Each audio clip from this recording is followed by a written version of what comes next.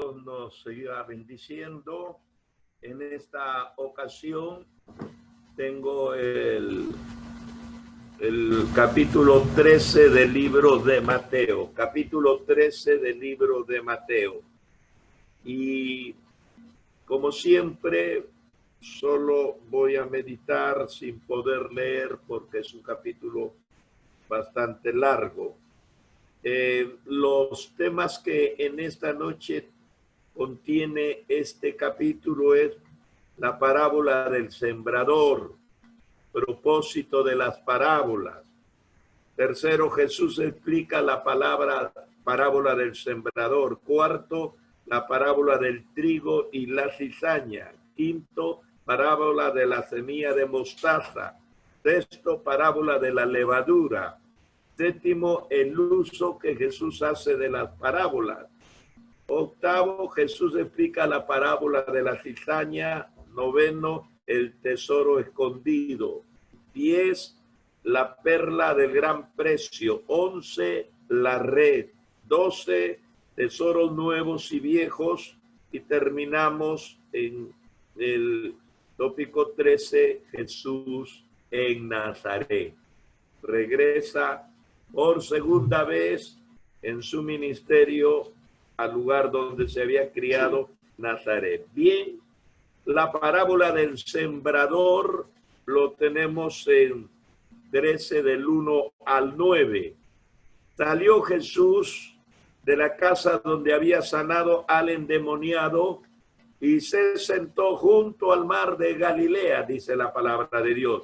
Muchos estudiosos de la Biblia ven la casa como símbolo de la nación de Israel y el mar como el pueblo gentil.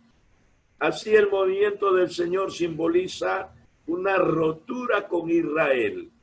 Durante su ausencia, el reino será predicado a todas las naciones. Esto está dentro del simbolismo, una de las muchas interpretaciones que se le puede dar a estos pasajes. Entonces, cuando Jesús salió de la casa, se reunió en la playa y subió a sentarse en una barca y comenzó a enseñar a la gente mediante parábolas. Las 7 parábolas que siguen nos dicen cómo será el reino durante el tiempo que transcurra entre la primera y la segunda venida de Cristo. Las 4 primeras parábolas fueron dichas a la multitud. Las últimas 3 fueron dadas solo a los discípulos, una enseñanza interna para sus discípulos. La primera parábola trata de un sembrador que plantó sus semillas en 4 clases distintas de tierra. Es muy conocida esta parábola. Como sería de esperar, los resultados fueron diferentes en cada caso.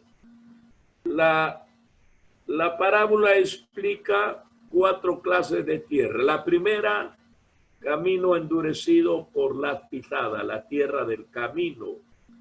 Y aquí en este caso la semilla termina comida por las aves. La segunda es una delgada capa de tierra sobre una formación rocosa. La semilla brotó rápidamente, pero no arraigó. El sol la quemó y se secó. La tercera es un terreno infestado de espinos. La semilla brotó, pero fue imposible el crecimiento debido a los espinos. Y la cuarta, la buena tierra. La semilla brotó, creció y dio buena cosecha. Qué bueno. Algunas espigas rindieron, dice la palabra del Señor, al 100 por 1, otras 60 por 1 y otras al 30 por 1. Jesús concluyó la parábola con esta amonestación. El que tiene oído para oír, oiga.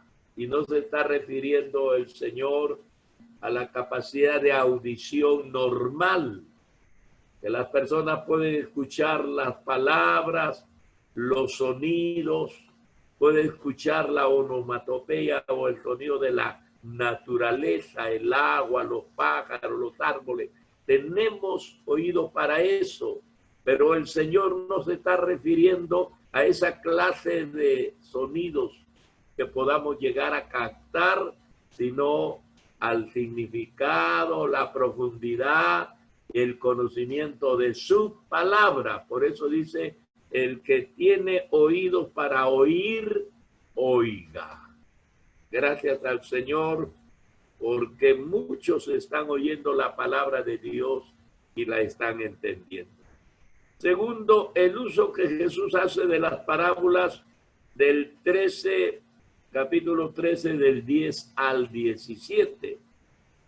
Los discípulos se sentían confundidos porque el Señor habló al pueblo por medio de parábolas, de modo que le pidieron que les explicase a ellos. Jesús distinguió entre la multitud incrédula y los discípulos creyentes.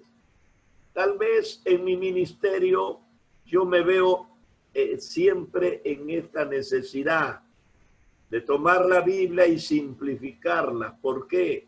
Porque un evangelista siempre está hablando o se está dirigiendo o tiene la intención que lo entiendan, lo escuchen las personas inconversas que no conocen la Biblia. Y tratamos de quitar toda terminología teológica, escritural y esas cosas que la gente de afuera no entiende. Parece que este es el mismo caso, la distinción que Jesús hace entre la multitud incrédula y los discípulos creyentes. No es que está haciendo acepción o diferencia, simplemente se está adecuando de acuerdo a la persona que lo está escuchando. No se les permitiría a ellos que conociesen los misterios del reino de los cielos. Se está refiriendo a la multitud incrédula, mientras que sus verdaderos seguidores recibirían ayuda para que comprendiesen. Lo curioso, anecdótico, podríamos decir, y lo controversial, es que aquí se le llama multitudes incrédulas no solo a los inconversos, sino a los religiosos altamente preparados, ostentando títulos religiosos y espirituales, que con esos títulos ellos regían los destinos de la nación de Israel. Los misterios del reino son verdades que hasta entonces no habían sido conocidas acerca del reino. Hasta ese momento no había ningún predicador que esté revelando estos secretos. Las parábolas describen algunas de las características del reino durante el tiempo en el que el rey, o sea Jesús, iba a estar ausente. Ahora le tenían presente, pero un espacio reducido de 3 años y medio solamente. Y ahora llevamos 21 siglos. Y todo ese lapso que se le conoce como la dispensación de la gracia es que toca estas características del reino conocerlas. Puede parecer arbitrario que estos secretos fuesen escondidos a la multitud y revelado a los discípulos, pero el Señor da la razón, porque a cualquiera que tiene se le dará y tendrá en abundancia, pero al que no tiene, aún lo que tiene le será quitado. El Señor cuenta parábolas sobre esta distinción y proceder divino. Los discípulos tenían fe en el Señor Jesús, por tanto recibirían más capacidad para tener mayor fe. Habían aceptado la luz, por tanto recibirían más luz. En cambio, la nación judía había rechazado la luz del mundo. Por ello, no solamente se les impediría recibir más luz, sino que perderían además la poca luz que tenían. O sea, el poco conocimiento lo perdieron definitivamente y en lugar de recibir al Mesías que tenían presente, lo terminaron crucificando. Las parábolas serían reveladas a los que estuviesen sinceramente interesados, no a los curiosos. Eso es lo que dice Pablo. Para estos tiempos la gente tendrá comezón de oír y se amontonarán para escuchar fábulas. Porque cuando escuchan la palabra no lo van a resistir, no lo van a desear, no van a obedecer. Pero si alguien predica fábulas, la gente está bien ahí animada, bien dispuesta a seguir escuchando más. Pero resultaría ser solo una irritación, lógico, para los que fuesen hostiles a Jesús. Así que solamente serían reveladas a los que están verdaderamente interesados. Usted va a la iglesia, quiero escuchar palabra de Dios. Y cuando abren la Biblia, esa es la palabra de Dios. Y cuando el predicador comienza a exponer lo que dice la Biblia, está escuchando la palabra no del predicador, sino de Dios. Puede ser fuerte, confrontativa, puede ser irritante, puede ser lo que quiera, pero es la palabra de Dios. Y Jesús es el Señor y es soberano. Y Él conoce nuestros corazones y nuestras necesidades. A esto se debe que hablase a los judíos solo en parábola.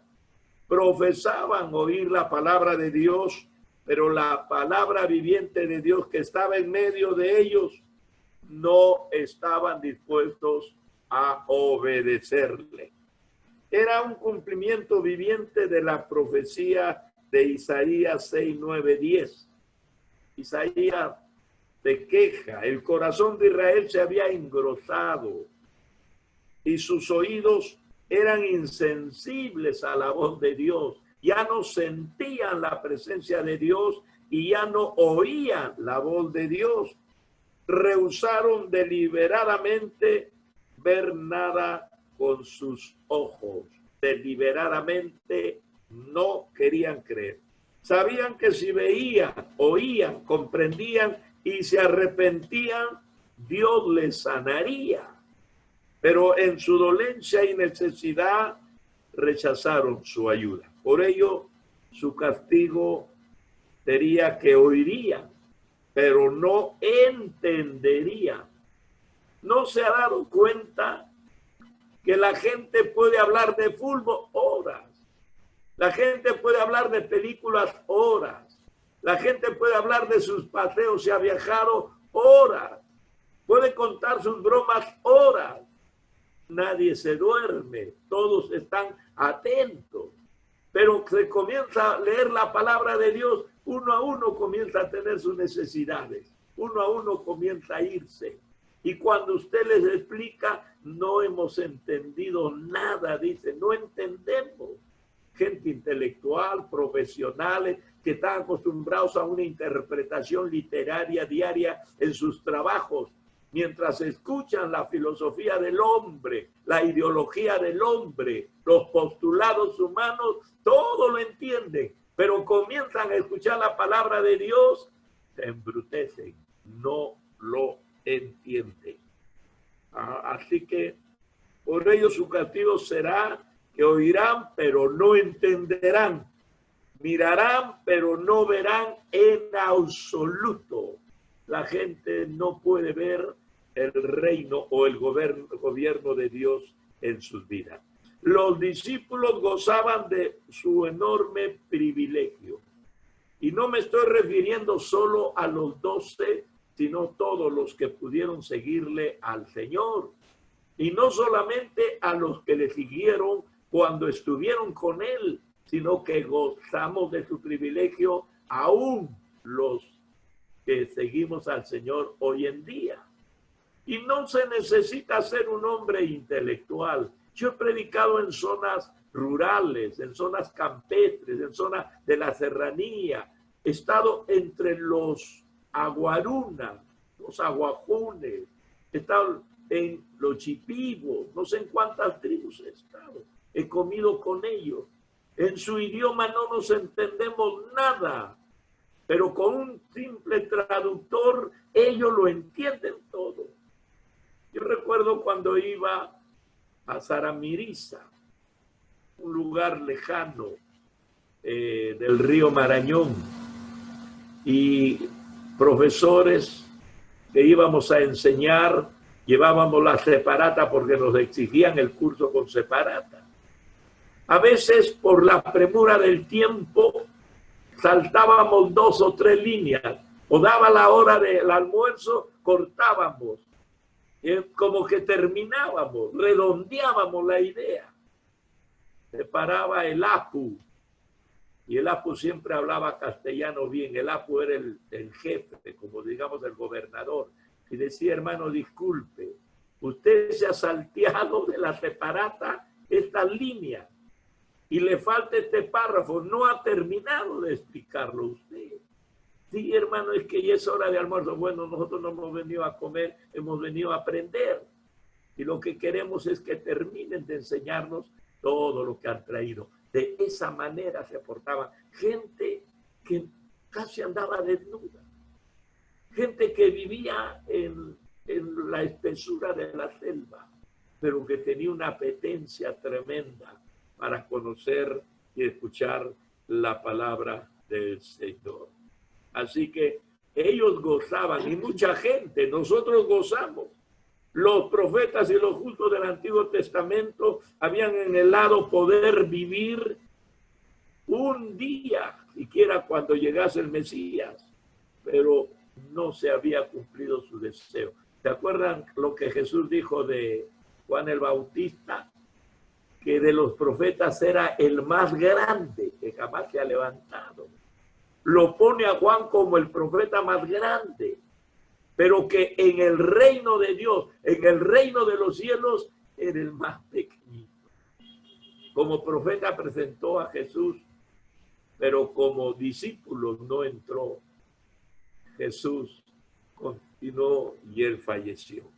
Bien, Jesús explica la parábola del sembrador en el capítulo 13 del 18 al 23. Dice: habiendo explicado por qué empleaba parábolas, el Señor pasa ahora a exponer la parábola de las 4 clases de tierra, que todos lo sabemos.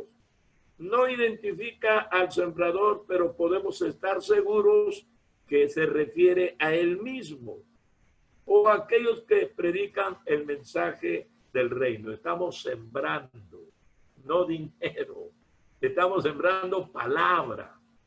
No somos sembradores de oro ni de plata. Usted recuerda lo que le dijo Pedro en la puerta del pórtico de la Hermosa en Jerusalén al cojito: no tengo plata ni oro, no tengo eso.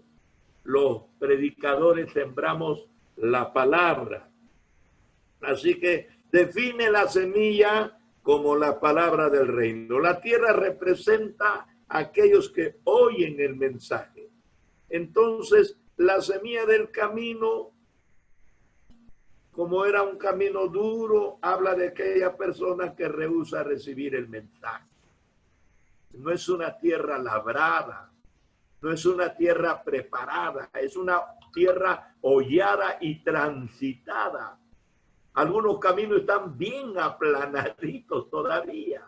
Entonces, así de duro, sin ser trabajado, sin ser preparado, sin ser evangelizado tal vez de antemano, son tierra del camino. Oye el evangelio estos señores, pero no lo entiende, y no porque no pueda, sino simplemente porque no quiere, porque no quiere. Las aves son una imagen de Satanás.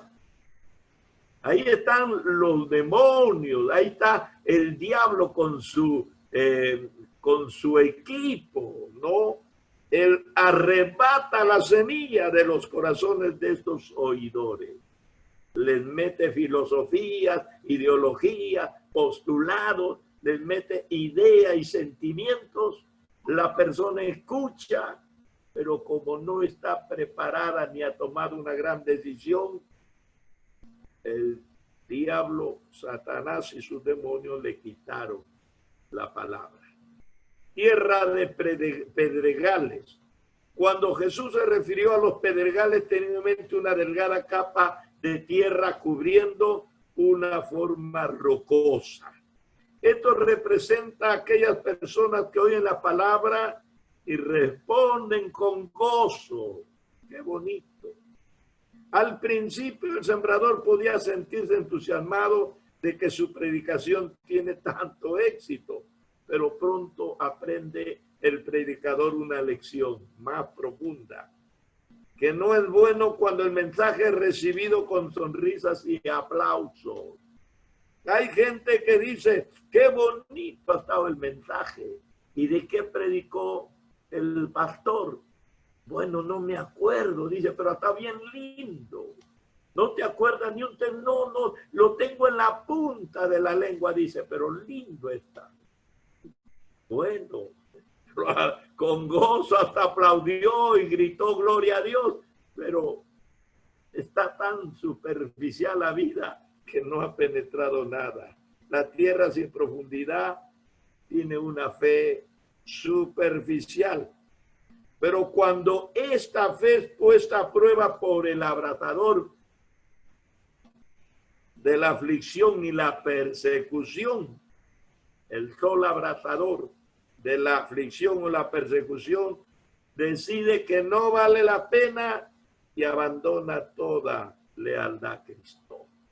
La tierra de los espinos, la tierra infestada de espinos representa otra clase que escucha la palabra de una manera superficial.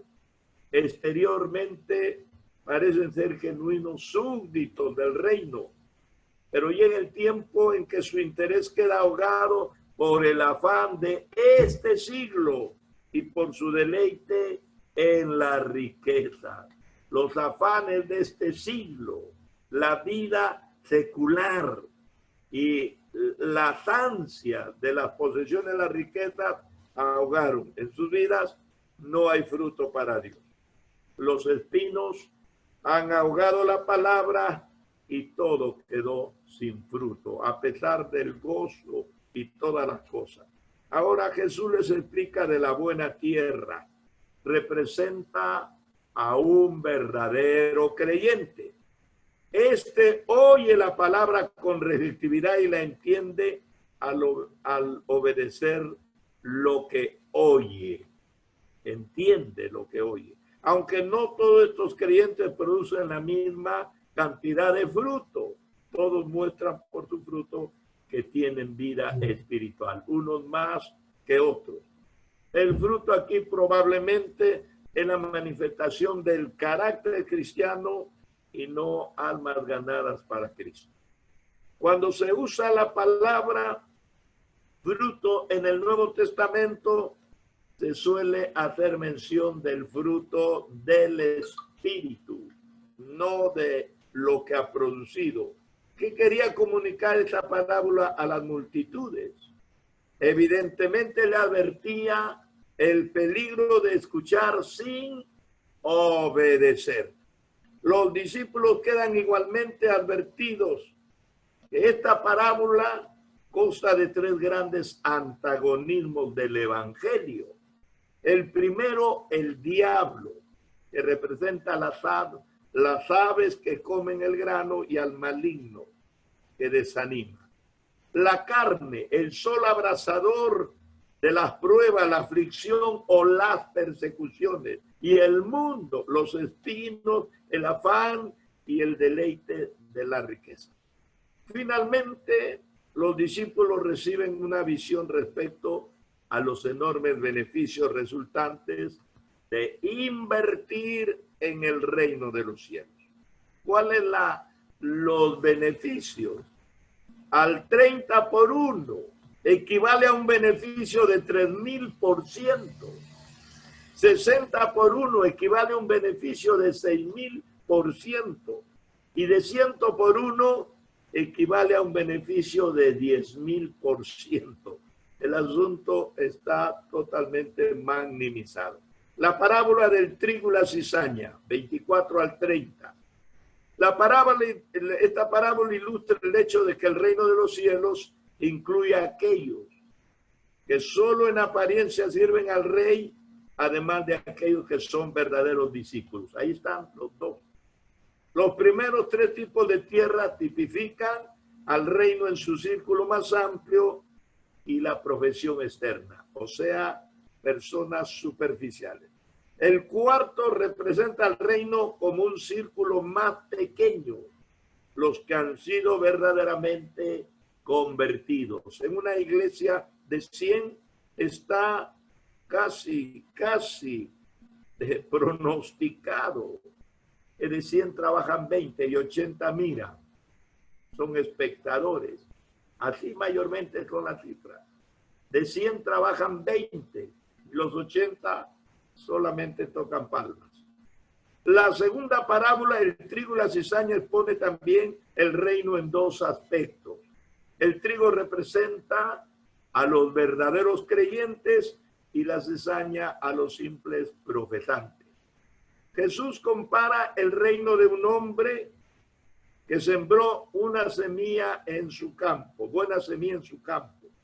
Pero mientras dormía la gente, los hombres, vinieron el enemigo y sembró cizaña en el trigo. En el día sembraron los obreros del Señor y en la noche sembraron los obreros del diablo. La cizaña más común que se encuentra en los campos de la Tierra Santa es el goyo, a ti te escribe. Una hierba venenosa, casi indistinguible del trigo, mientras ambos están creciendo antes de dar espiga. El arroz también tiene una planta, es la planta del coquito. Cuando están tiernos son igualitos, arroz y coquito, pero se distingue cuando ya crece. Entonces aparece la espiga del arroz y aparece la espiga del coquito. Cuando los criados vieron la cizaña mezclada con el trigo, preguntaron al amo cómo había sucedido esto. Hemos sembrado trigo, no cizaña. En el acto, él reconoció que este trabajo es el trabajo del enemigo. Los siervos estaban dispuestos a arrancar las hierbas malas de inmediato, pero el Señor les mandó que esperasen hasta la siega. Entonces, los segadores harían la separación entre ambos, no los sembradores, sino los segadores. El trigo sería recogido en los graneros y la cizaña iría de frente al fuego. ¿Por qué ordenó el Señor este retraso y la cizaña sería quemada? Bueno, en la naturaleza las raíces del trigo y de la cizaña crecen dentro de la tierra tan entrelazados, tan unidos, tan enredados, que al arrancar la cizaña de raíces, se arrancaría también las raíces del trigo. No estamos nosotros entendiendo que dentro de las iglesias se ha hecho una convivencia comunal. Hay una comunidad de gente con intereses que vienen a cantar, que asisten, pero que algunos son trigo y otros son cizaña.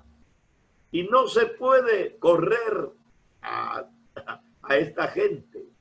Ya el Señor al final lo pondrá donde debe estar. Parábola de la semilla de mostaza. Vamos avanzando del 31 al 32. Jesús compara el reino a una semilla de mostaza, a la que él llamó la más pequeña de las semillas.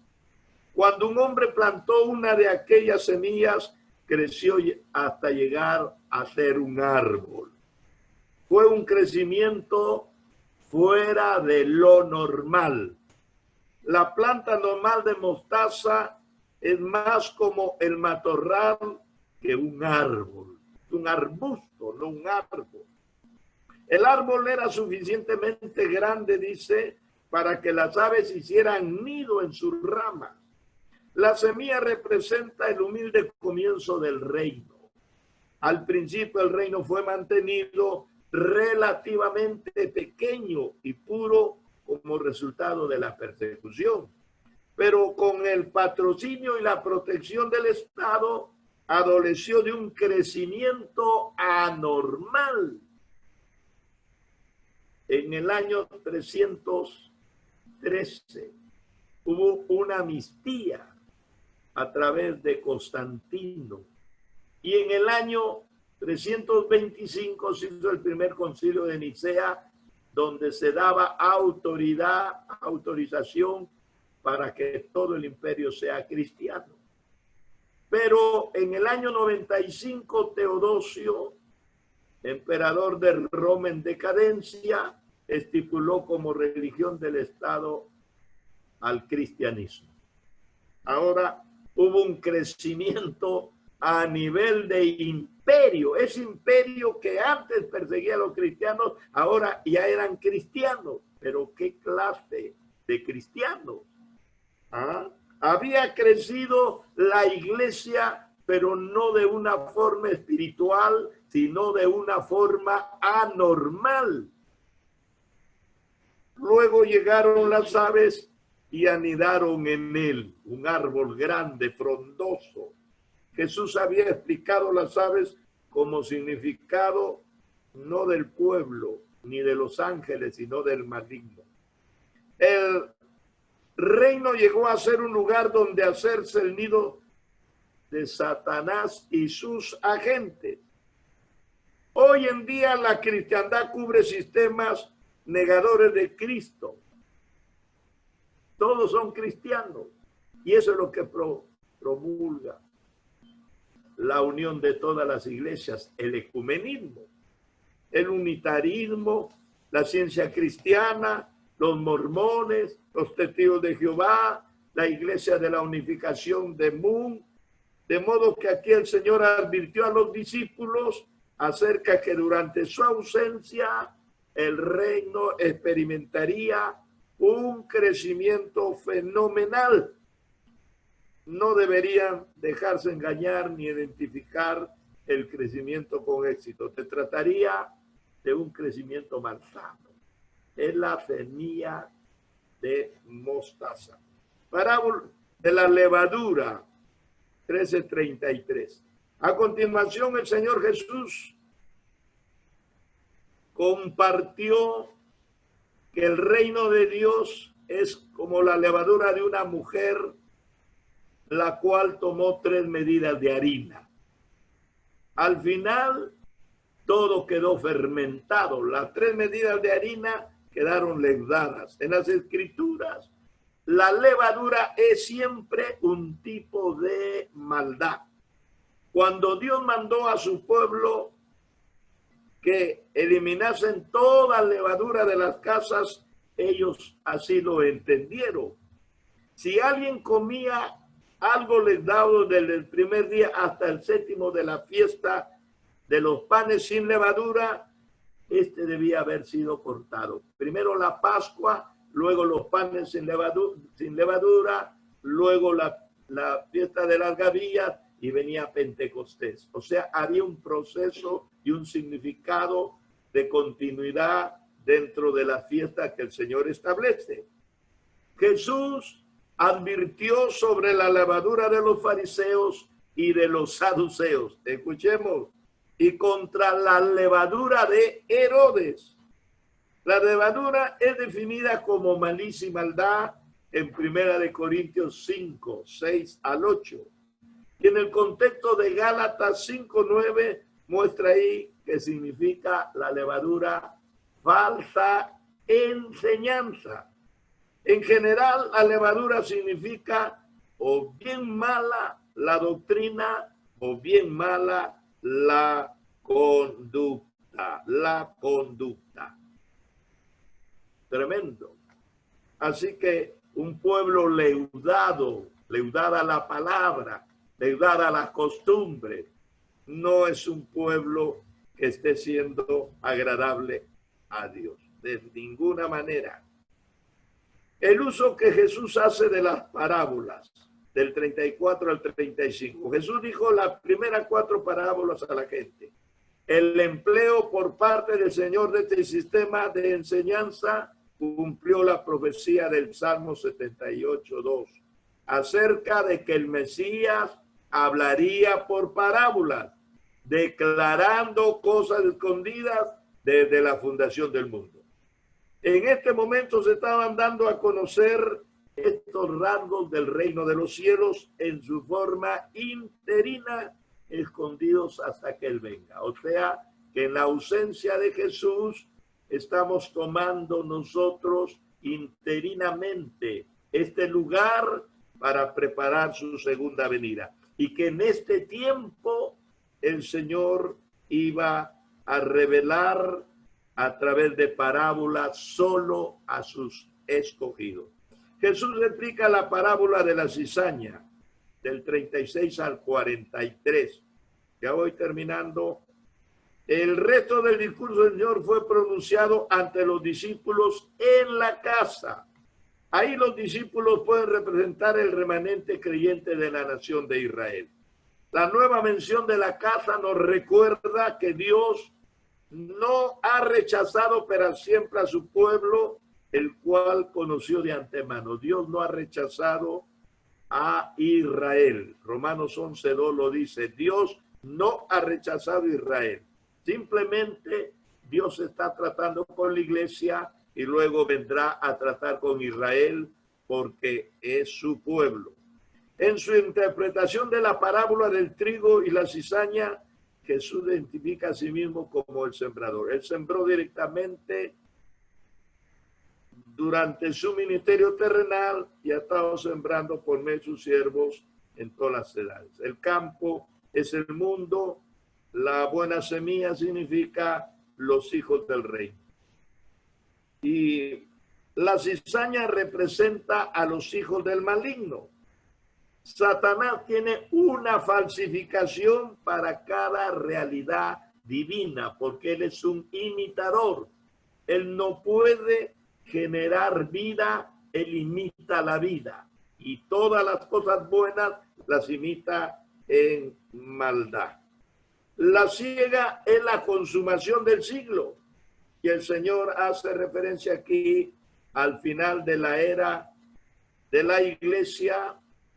Y aquí vemos que los segadores son los ángeles. Bien, el tesoro escondido, 13:44. Hasta ahora todas las parábolas han estado enseñando que habrá bien y mal en el reino, súbditos justos y súbditos injustos.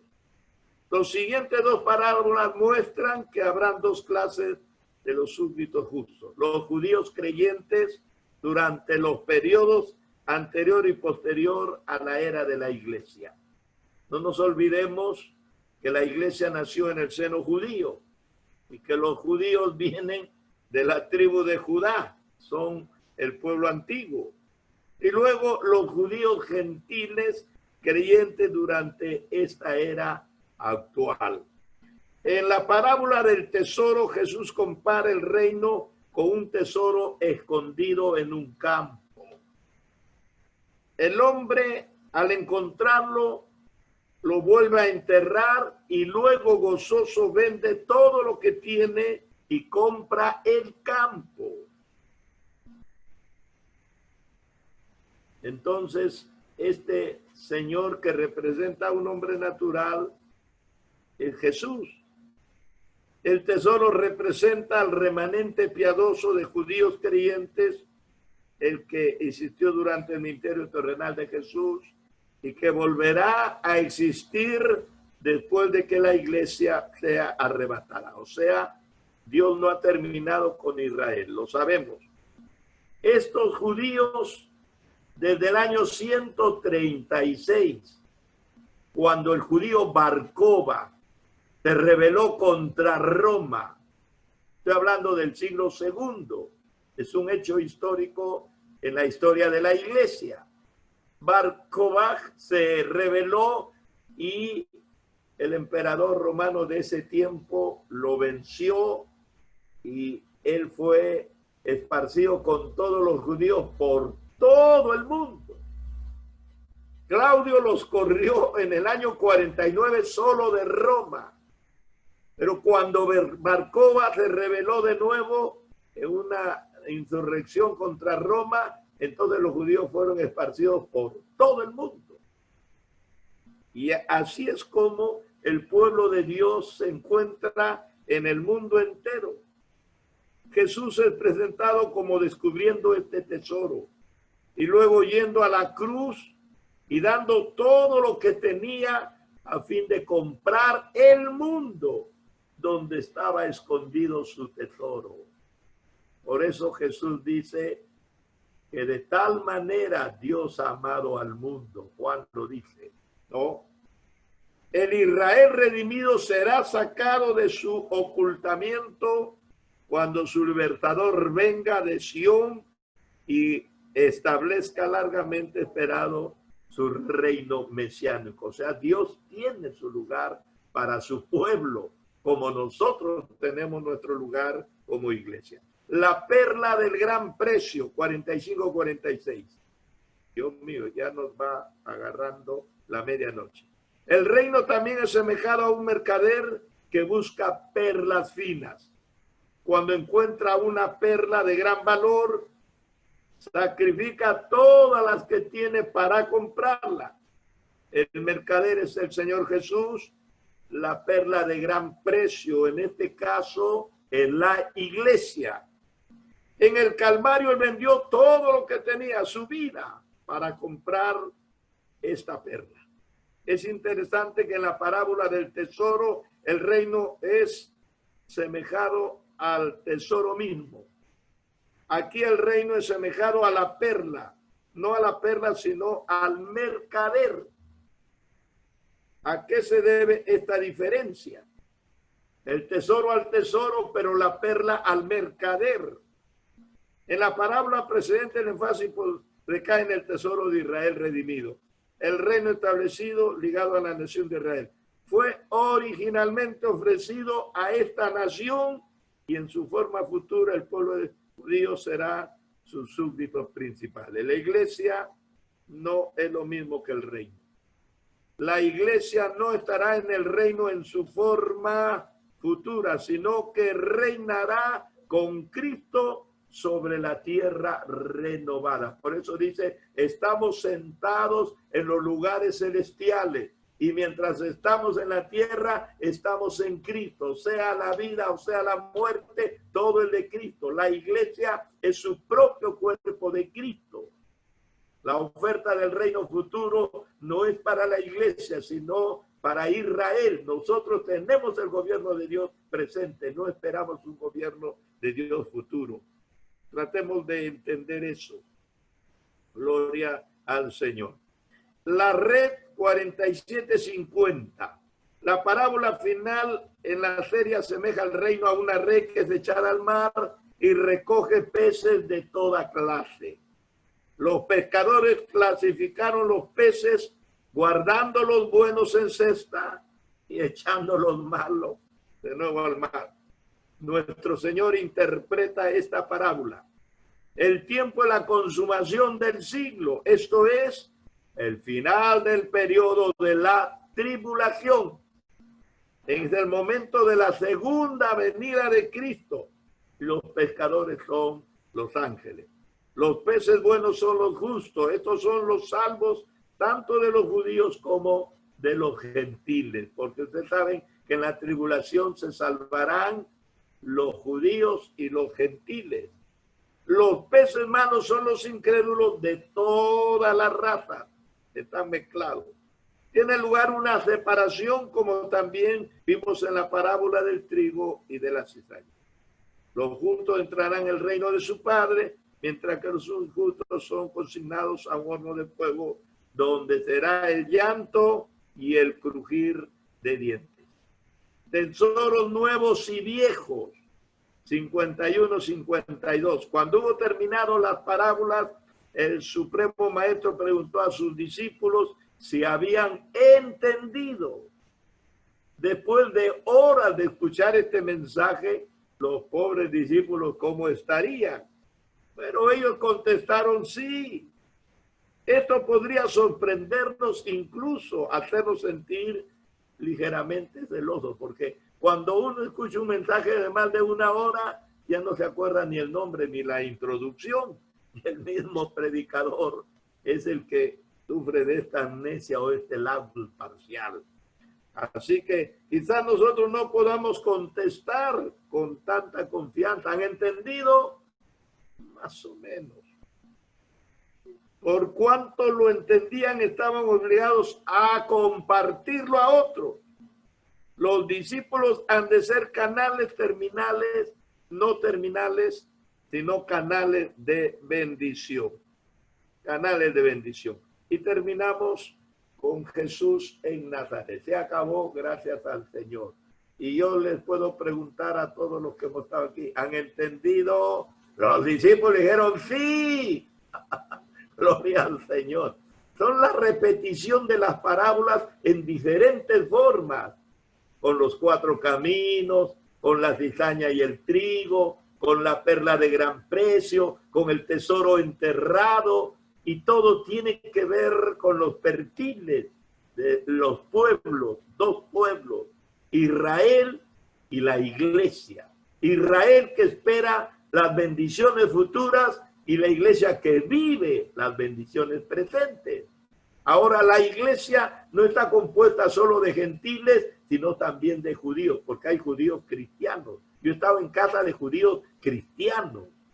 Entonces, el asunto se va entendiendo cuando comenzamos a predicar las parábolas. Posiblemente Yacori ya vaya llegando por aquí y ella sí va parábola por parábola y podemos entenderlo. Pero si yo hago esto, no termino ni cuando Vizcarra deja de ser presidente. Por eso es que queremos terminar. Jesús ha vuelto a Nazaret. Jesús es rechazado en Nazaret. Habiendo tomado estas parábolas, terminó esta parábola, Jesús dejó la costa de Galilea y se dirigió a Nazaret para su última visita allí.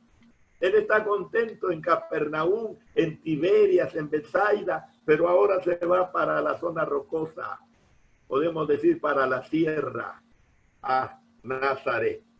Al enseñar en la sinagoga de ellos, todos se quedaban asombrados ante su sabiduría y ante los milagros que se les contaba. Para ellos se trataba solo del hijo del carpintero. Jamás le llamaron de otra cosa. Jesús no era profeta. Nadie habría dicho su padre es profeta o viene de escuela de profetas como Juan el Bautista, su padre era sacerdote. No.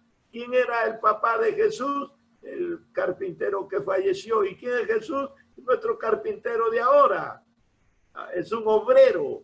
¿A cuánto le habrá hecho su cama, su mesa, su silla? Ahí está el trabajo de Jesús. ¿No? Para ellos se trataba entonces del hijo del carpintero. Conocían a su madre María, a sus hermanos que eran Jacobo, José, Simón y Judas, y ahí estaban sus hermanas mujeres todavía en Nazaret, o sea que Jesús no era desconocido. Cuando podía uno de los jóvenes de su propia población decir hacer las cosas por las que había llegado a ser también conocido. Están hablando de un jovencito, ese jovencito de acá se ha criado en la sinagoga, ha sido mi discípulo en la sinagoga, aprendió la Torah como todos, repitiéndola y repitiéndola. Jesús era un ser conocido y se escandalizaban de él. Esto llevó a Jesús a señalar que un profeta genuino es generalmente más bien apreciado, pero fuera de su casa, fuera de su hogar, fuera de lo suyo. No hay profeta sin honra, sino en su propia casa. Por eso que cuando nosotros salimos a otros lugares, nos toman como buenos predicadores. Y aquí en la tierra, bueno, dice, el hermanito. La incredulidad fue un gran obstáculo para la obra del Salvador en Nazaret. Ahí solo sanó a unos pocos enfermos, no sanó a muchos. Y no se trataba de que no pudiese hacer las obras. La maldad de los hombres no puede refrenar el poder de Dios. Pero habría estado dando bendición donde no habría deseo de bendición. Y el Señor dice, no echéis la perla a los cerdos. Él lo dijo. Llenando necesidades donde no había la necesidad. Sanando a personas que no habrían que se habrían resentido que alguien les dijese que estaban enfermas. Entonces, gente totalmente negativa, que no buscaba una bendición, gente que no mostraba su necesidad y gente que aunque estaba enferma, no mostraba su enfermedad. De esto está lleno el mundo. ¿Qué puede hacer el Señor con gente que no quiere ser bendecida? La Biblia está lleno de bendiciones y la gente no quiere recibir las bendiciones. La Biblia está lleno de soluciones a nuestras necesidades. Jesús dijo, venid a mí, pedir, pero la gente no está dispuesta a pedir. Hay gente enferma del alma, hay gente que tiene trauma, hay gente que tiene inclinaciones homicidas, de violencia, de suicidio, pero no quieren reconocer. Se van a la iglesia y más se preocupan del vestido que llevan, más se preocupan de los zapatos que se han puesto y más se preocupan de conversar con el amiguito o la amiguita antes que de recibir la bendición de Dios. Así que el poder de Dios no se ha debilitado. Lo que se ha debilitado es la terrible actitud de las personas para buscar al Señor. Bien, ya terminé gritando un poquito y yo creo que merecemos un descansito. Gloria al Señor. Vamos a hacer